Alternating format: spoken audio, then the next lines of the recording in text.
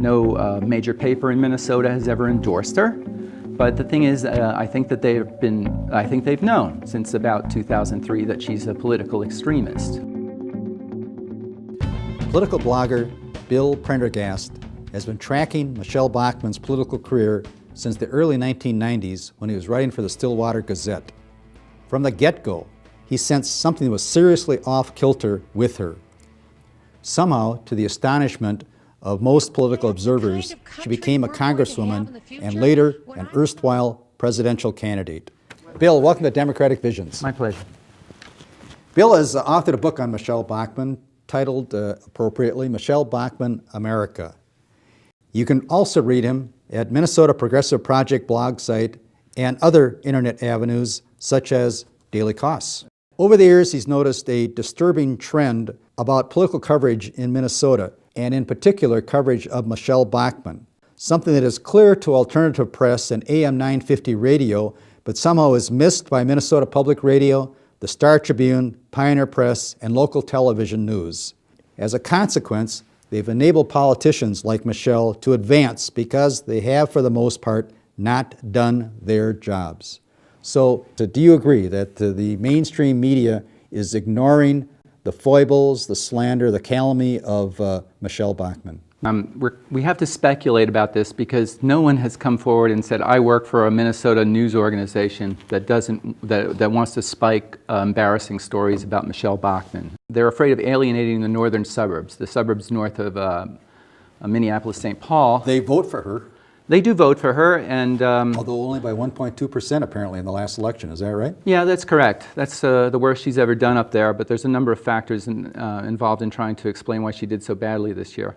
But this theory of why the papers haven't been covering her since 2000, covering her most provocative things, the things that have made her nationally notorious, it has to do with alienating conservatives, conservative readers, the business community that's interested in seeing a seat held by a Republican. That's one theory. Another reason is the pervasiveness of access journalism, where a person who's a big name in journalism will want access to a political figure in order to get, the interview with them, the tips about what's actually going on. Michele Bachmann is the most famous politician from Minnesota since Jesse Ventura left office. And she is also the most influential. And over the years, she's had a profound effect on the type of Republicans being nominated by the GOP. They've become more like Michele Bachmann. Absolutely.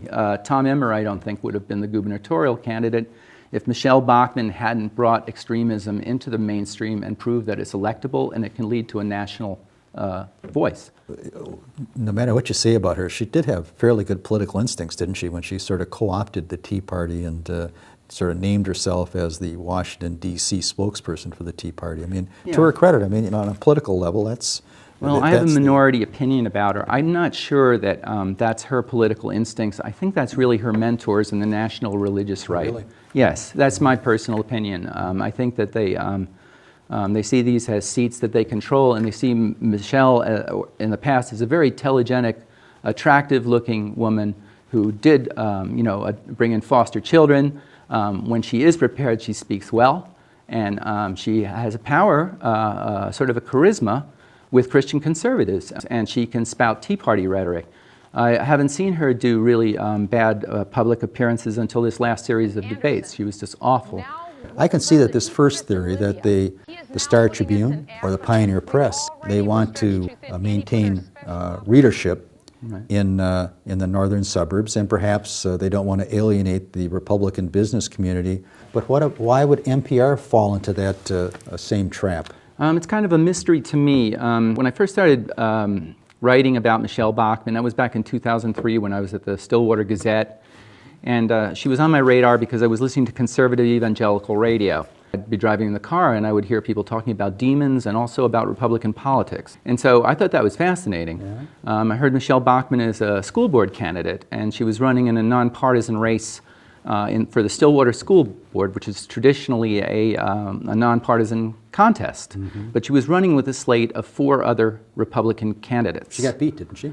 She did get beat. They all got beat. And part of the reason I think they got beat back then is because they were running as partisans in a nonpartisan local. Do you recall, were they board endorsed by the Republican Party? Yes, they were. I see. And the thing is, what interested me about hearing her speak on evangelical radio and current affairs broadcasting in the market was that she was talking about something called the profile of learning, which was controversial with the religious right in Minnesota. Mm-hmm. It was an education standard that was being set up for public schools. And she was talking about it in a way that made it seem like some sort of a conspiracy. And that's what got me very interested in this Minnesota mom-sounding kind of nice lady who adopted 23 foster children. She sounded wonderful. Right. And then when you heard her talk, well, I've read materials by the John Birch Society and the McCarthy era and stuff like that. It started ringing all sorts of bells. So I kept track of her. But the thing is, like, if they ring bells to me, a layman, I mean, I know that people in the Minnesota media who are experienced political journalists, they spotted her early on. Mm-hmm. And so there's really no excuse for not informing the voters of what she was saying. When I started publishing the kind of things she said, she was talking about putting intelligent design on the Minnesota school curriculum. And this would be back before anybody really knew her. She later denied wanting to do that. She said that she wanted to teach all scientific views. That was an incident when I was writing for the paper. Then she started snowballing and growing bigger, and like that incident convinced me this is a person who's being run by the national religious right. She's got affiliations to the religious right in Minnesota, very, very strong ones, the Minnesota Family Council. But she's sort of a protege of the national religious right, a political protege of Focus on the Family and James Dobson, and very notorious names. That doesn't appear in Minnesota political reporting about her. So does that facilitate her ability to raise these enormous amounts of money that she gets for her campaigns? Without a doubt. In the last campaign, I had the figures in front of me, something like $14.4 million. She raised, I think, only another Tea Party person, Congressman West in Florida, did better, and he lost. She won, as you said, by 1.5%. She must have a mailing list from these religious organizations then that are an email list that she's able to tap into? It's the envy of the political... I bet it is. Yeah. Michele Bachmann is an independent voice working for us, saying no to big spending by both political parties, but bringing them You think about all the people who send in... These are middle-class people, and also most of them are fellow Christians, and so there's this pattern of deception, like it's outright deception and lies. She said that all of your donations will be used to, they'll go directly to get out the vote efforts and TV and radio commercials. She ended up taking $750,000 of the money she raised this year and using it to retire old presidential campaign debt. And I think that's a big story. She was telling all these people in these small donations, these middle-class Christian people, conservatives, that what she wanted the money for, and apparently she didn't spend it that way. I mean, that's how it seems until she explains it. And she still hasn't retired all of her presidential debt as far as I know. So that's where the money's going. And today, I got another fundraising letter from her after she's been reelected. She's still asking for donations. That's why I've been an independent voice working for you.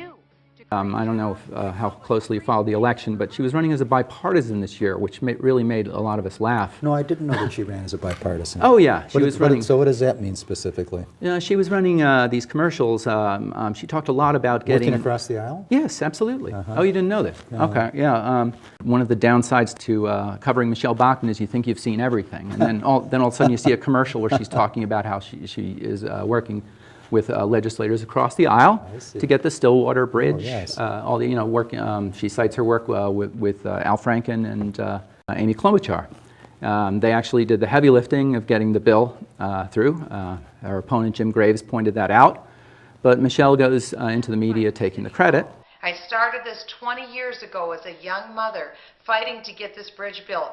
As a state What is her senator, issue of the day that you feel that the press is not properly evaluating? Well, I can't say that they aren't evaluating this one because we got a huge break this week, the week of this taping.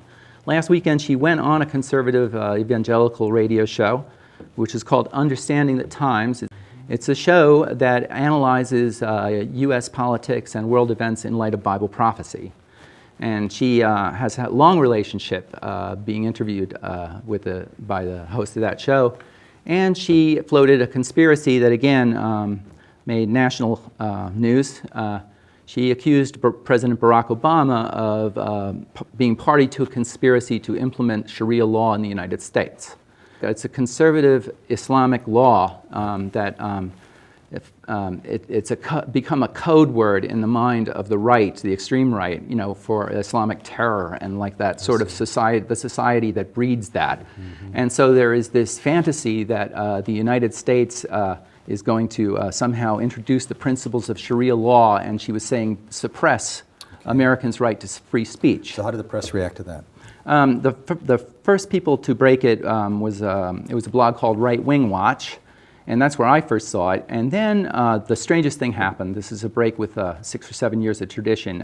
It was picked up by the Pioneer Press, not for their print edition, but they ran a blog piece on it. Even for them to run a blog piece quoting something controversial that Michele Bachmann has alleged is relatively unusual. And for them to do that in this sort of forum, where she is not a forum outside the political mainstream, where she's free to spout all sorts of craziness, that's very unusual. And after the Pie Press ran that blog item, NPR did a piece on it just last night, and I wrote them a very nice thank you letter, I think, for doing that, for breaking with that tradition. You say they wrote a piece on it. Did they write a piece ridiculing her assertions, or examining her assertions, or merely reporting her assertions? Yeah, they wouldn't ridicule. This is like the press, the straight press. They're not free to ridicule political positions of politicians. But the breakthrough moment was the mere fact that they reported this to their audiences. When it isn't reported, Bachmann can keep it out of the databases available to people who do political research, and she is given a de facto advantage at election time.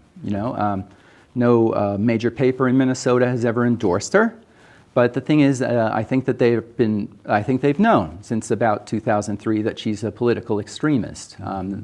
This year, prior to the election, the Star Tribune even identified her as an extremist in their endorsement of her opponent, Jim Graves. Yeah, they referenced her extremism.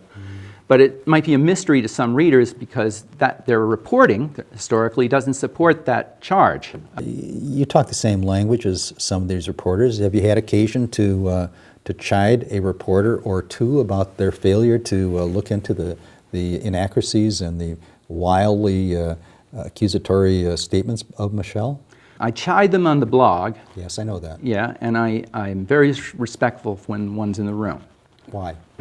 Because if you call them names in person, they tend to resent it.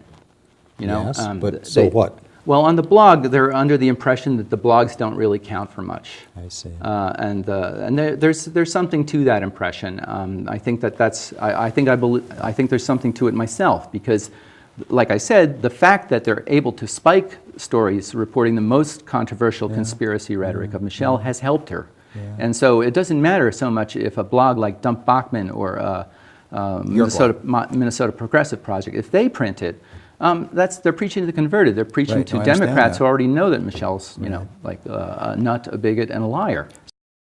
She's chronically accused of doing very little for the people of the 6th District. She's chronically accused of being a showboat and a careerist. But this was a point in her career where she was like a little sensitive about this. She said that if you want to apply for the federal government for money, please send in, And so I called her office and I asked for a grant application. I wanted to do a Michele Bachmann museum. And so it didn't go anywhere. Wonder why? I don't know. No sense of humor, I guess. Guess not. How long do you think it's going to be that she's going to stay in the political arena? Is she grooming herself to move over to Fox News? I don't know exactly what's going to happen to her. The election, that's as low as she's gotten. A point and a half in a +7 conservative district that favors the election of any Republican candidate. For her to win that by a point and a half was a humiliation.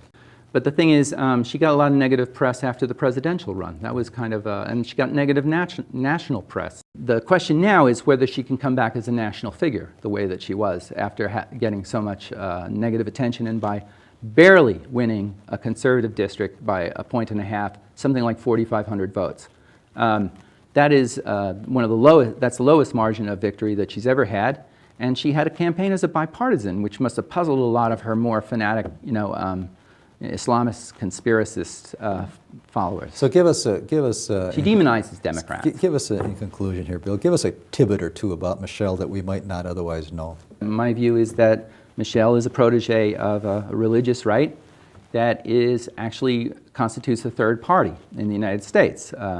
It is a party within the Republican Party, and it runs its own candidates. And I think that Michele has inspired other conservative evangelical candidates to run under the Republican banner here in Minnesota and elsewhere. The thing is, she wants to be seen as the most outspoken opponent of liberal Democrats. Mm-hmm. They are actually, she hasn't said this, but they are the unconscious agents of evil. They're a force for evil, and that is a through line in conservatism generally, and secular conservatism too. But in her case, there's a religious dimension to it. Since the outset of her career, she's won political power and fervent support by teaching a siege mentality. Do you think she has any opportunities to be up there debating in 2016 with Jeb Bush and all the other Republican candidates that are going to surface between now and then? I wouldn't really venture a guess. That's the geologic era in political and elections. But the thing is, what I do see is that she's trying to come back. She's trying to rebuild her core of nutty conspiracy, apocalyptic rhetoric. She's gone back to that. Since the election, she's gone back to demonizing the Obama administration and talking about conspiracy and anti-Americanism in government. It's McCarthyism is basically what it is. It's with a religious aspect. It would, if I'm right about the religious right in America having become a third party, they would probably go with a new face rather than a face that's assembled so much negative media baggage. But there'll always be a place for her. If in the culture wars. Bill Prendergast, thanks for being with us. Do come back. Thank you very much. That's all for Democratic Visions, but you can see all the episodes on its YouTube channel. We'll see you next time.